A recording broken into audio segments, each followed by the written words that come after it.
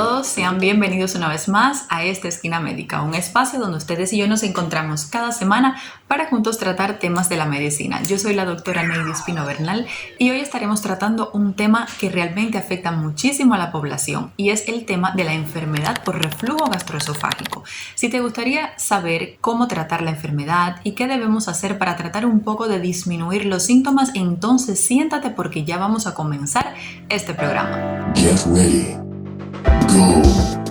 Bueno, primeramente, para nosotros saber cómo debemos tratar una enfermedad por reflujo gastroesofágico, primero debemos entender un poco cómo se produce la enfermedad, porque solo de esta forma es que vamos a tener una idea de cuáles son las medidas que debemos implementar en nuestro estilo de vida y sobre todo cómo mantenerlas, que al final es el éxito del tratamiento.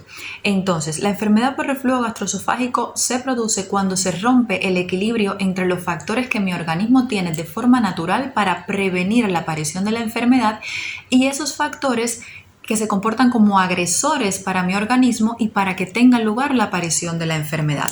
Si estos elementos se rompen, o sea, si hay un desequilibrio en el cual los factores agresores aumentan y los protectores disminuyen, pues entonces ya tenemos el medio perfecto para que se desarrolle una enfermedad por el reflujo gastroesofágico. Generalmente esto tiene lugar cuando hay una incompetencia del esfínter esofágico inferior.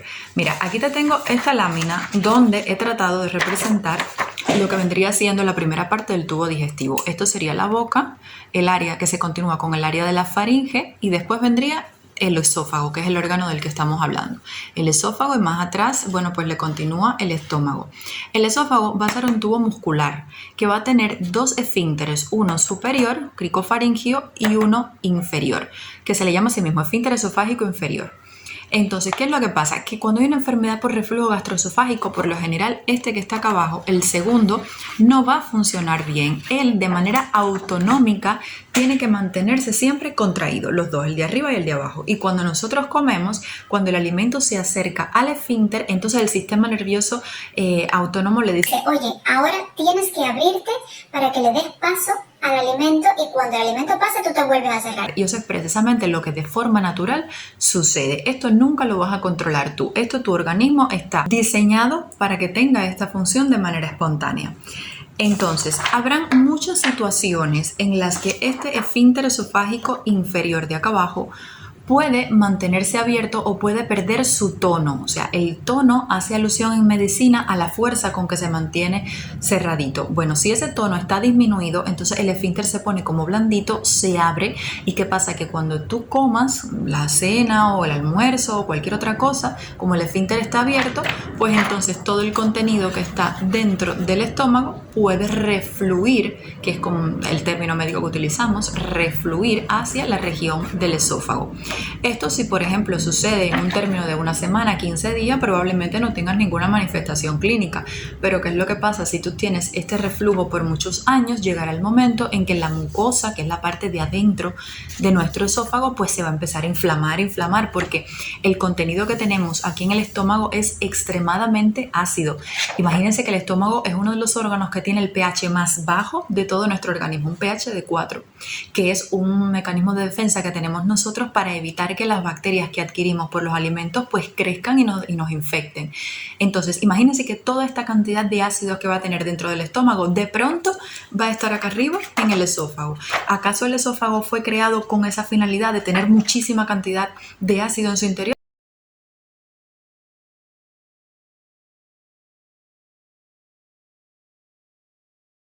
Pues no, él no fue creado para esto y por tanto él va a reaccionar.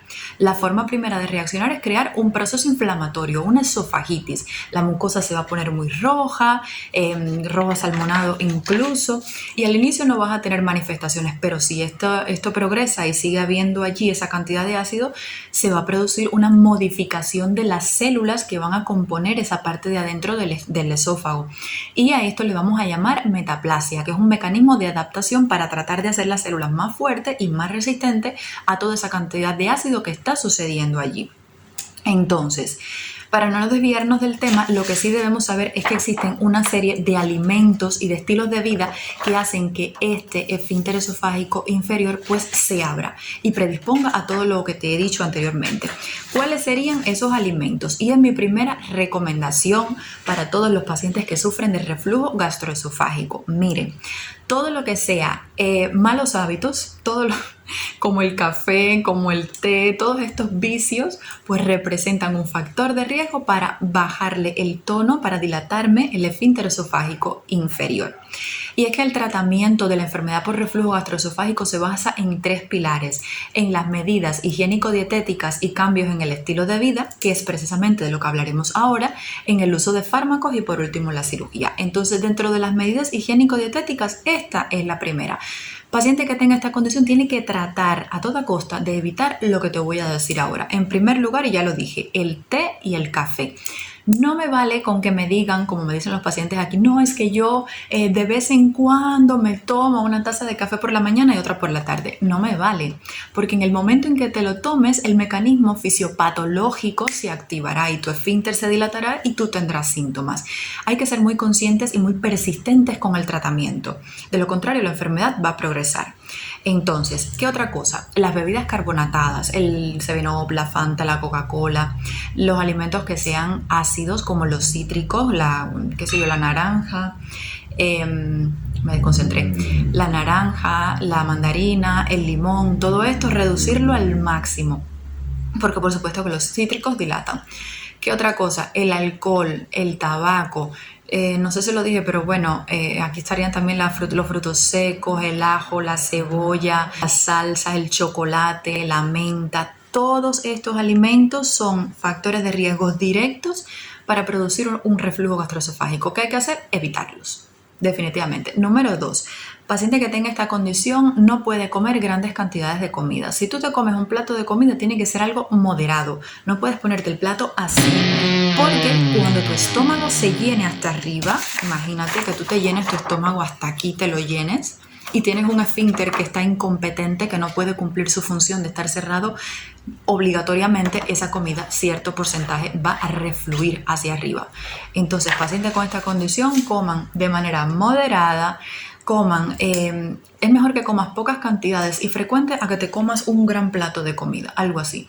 ¿Qué otra cosa debemos hacer? No te puedes ir a acostar inmediatamente después que comas. Comiste ahora, tienes que esperar 2 horas. Ponte a conversar con tu familia, con tus amigos, léete un libro, ve a la computadora, pero no te puedes acostar, porque imagínate que este seas tú y que esta sea tu cabeza y que esta sea los pies.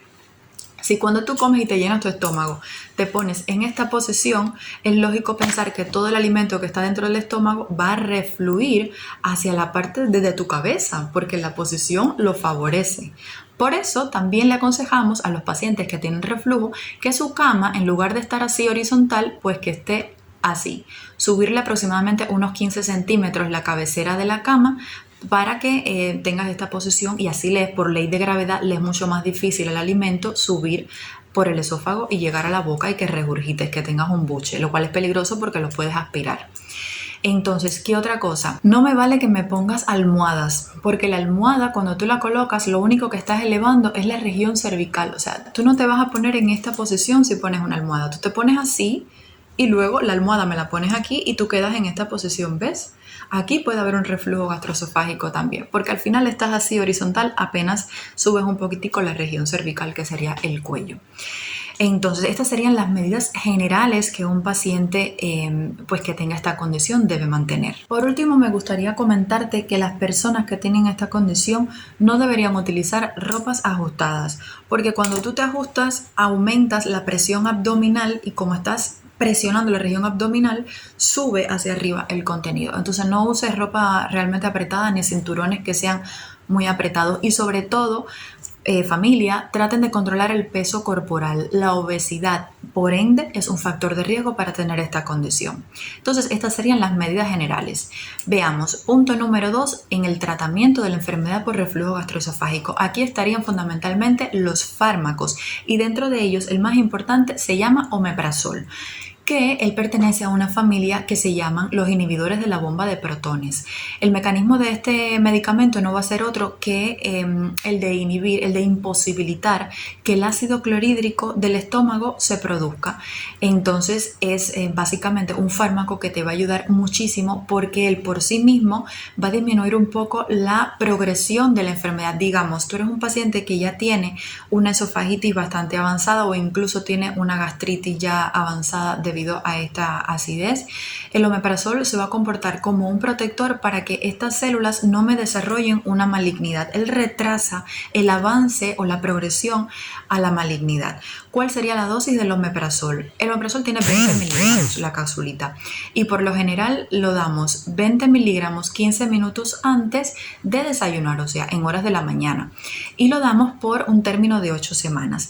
Entonces, ¿qué es lo que va a pasar? Que hay un grupo de pacientes que hay que darlo cada 12 horas. Por ejemplo, si nosotros te hemos puesto tratamiento y hemos visto que tú estás teniendo una evolución tórpida, o sea que tu evolución o tu mejoría no ha sido lo que esperábamos, no estás respondiendo bien, entonces se daría cada 12 horas. O por el contrario, si te hemos hecho una endoscopía y en la endoscopia se ve que tú padeces de una condición que se llama esófago de Barrett, que es que el esófago va a estar muy rojo, se dice que es rojo asalmonado allí en la parte distal del esófago, que ya aquí cuando tú lo ves en biopsia, cuando se lo llevas al patólogo y lo ves en microscopio, ves que en lugar de haber células del esófago hay células del intestino. Imagínate, eso se llama metaplasia intestinal. ¿Y esto por qué ha salido? Bueno, pues por lo mismo, porque es un mecanismo que se ha desarrollado debido a la cantidad de ácido que ha recibido tu esófago desde hace muchísimo tiempo. Entonces, cuando tienes esófago de Barrett, el omeprazol se daría cada 12 horas. Excellent. También utilizamos combinaciones de fármacos que tengan una base antiácidos. Por ejemplo, está el Gaviscon, que yo realmente lo utilizo muchísimo aquí en consulta porque el Gaviscon es un antiácido que además tiene el alginato y que lo puedo dar tanto en el embarazo como en la lactancia como en todo el mundo. Es un fármaco realmente muy bueno que tiene muy buenos resultados, nada más que el paciente lo comienza a tomar enseguida se ven las diferencias en cuanto a los síntomas que tiene. ¿Cómo se daría el Gaviscon? A ver, el Gaviscon lo hay lo mismo en unas capsulitas que lo tenemos también en jarabe, en syrup, que es como se dice en inglés. Entonces el Gaviscon se da 15 minutos después de cada comida y una vez más antes de acostarse. Yo les estoy dando todas estas dosis, pero quiero decir que este programa es con fines educativos. Para nada mi opinión justifica ni es mi opinión mucho mejor que la evaluación propia que tu médico de familia te puede hacer en tu comunidad. Bien, entonces vamos a seguir. Gaviscon 4 veces al día y se da por un término de 2 semanas.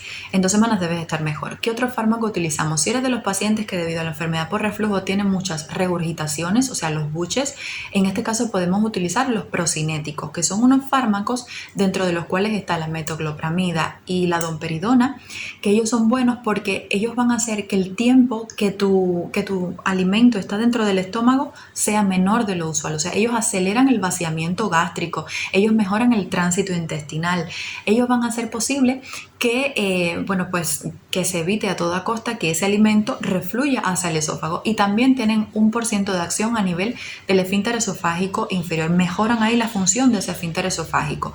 Si me dijeras que cuál es mejor entre uno y otro, bueno, yo en lo personal, amén de lo que pueda decir cualquier otro profesional, que todas las opiniones son escuchadas y todas son muy buenas, yo elegiría la domperidona, porque en algunos pacientes la metoclopramida tiende a producir efectos extrapiramidales. Lo que tienes que saber es que actúa de cierta forma en el sistema nervioso central y puede traer síntomas allí, y la domperidona no, entonces porque no atraviesa la barrera hematocefálica. Entonces en realidad yo, entre los dos, el que más utilizo es la domperidona. Entonces, bueno, ¿qué otro grupo de fármacos podemos utilizar? Los anti-H2. ¿Esto qué es? Mira, resulta que el sistema de la histamina tiene diferentes receptores y hay uno que se llama H2. Entonces, estos fármacos que son anti-H2, antihistamínicos del receptor 2, lo que van a hacer es disminuir la producción del ácido en tu estómago. El ácido estomacal van a disminuir la producción, por tanto, muy bueno, ya que esto es parte de la base fisiopatológica de esta enfermedad, la acidez. Aquí estaría la famotidina, la ranitidina, la cimetidina. Yo el que más utilizo es la famotidina. La dosis es de 20 a 40 miligramos. Se da cada 12 horas o se puede dar también por la noche una dosis. Esto es en dependencia de un poco la gravedad de los síntomas del paciente. ¿Qué otro fármaco se utiliza en el tratamiento de esta enfermedad? El sucralfato en los pacientes que tienen úlcera, porque es que esta enfermedad, debido a la acidez, es muy frecuente también que puedan aparecer úlceras, y en el caso de estar, el sucralfato es uno de los mejores fármacos a implementar. Entonces, bueno, cuando estas medidas generales de las que te he hablado y el tratamiento farmacológico con todos los fármacos que te he dicho no me funcionan, o digamos el paciente tiene alguna contraindicación para el uso de estos fármacos, ¿me quedo con los brazos cruzados y espero que el paciente le evolucione la enfermedad? Pues claro que no. En este caso, cuando ya no me quedan más recursos, es que entonces vamos a optar por la cirugía. Decirles, la cirugía nunca va a ser, o bueno, casi nunca va a ser de primera elección, porque ella tiene una mayor morbimortalidad. O sea, paciente que recibe cirugía puede tener el riesgo de tener otras condiciones que pueden ser mucho más graves que la propia enfermedad que está padeciendo. Entonces, lo que se hace es una cirugía que se llama funduplicatura de Nissen.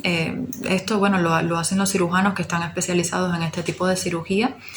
Y bueno, lo que te quiero comentar con respecto a la cirugía, realmente mucha información, pero lo que quiero que te quedes es que la cirugía nunca va a ser de primera elección. Primero tratarán los médicos que te vean de ponerte todo lo que te he dicho, y si no queda más remedio, pues se te hará la cirugía. Bueno, esto es todo lo que le quería contar sobre el tratamiento de la enfermedad por reflujo gastroesofágico. Cualquier duda que tengan, con gusto me lo pueden escribir en los comentarios y yo estaré respondiéndoles lo antes posible. Ahora no me queda más que despedirme, le mando muchos besos, muchos abrazos, cuídense muchísimo y de verdad que nos vemos muy pronto. Hasta luego, chao.